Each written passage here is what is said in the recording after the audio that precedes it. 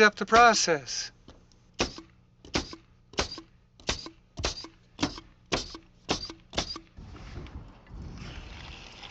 The plywood ends that overhang the rim are marked with the chalk line. And then they're cut all at one time.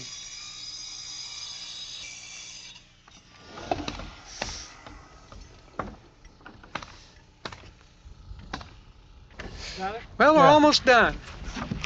We just have to sheet the bay area here. And again, we don't cut first, we cut later. We nail down a full sheet, 12 3/4. mark for the rim,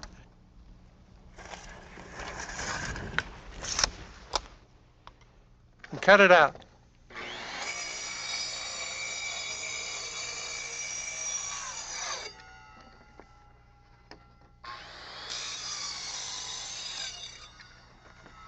Get the diagonal snapped here. Over just a bit to your right.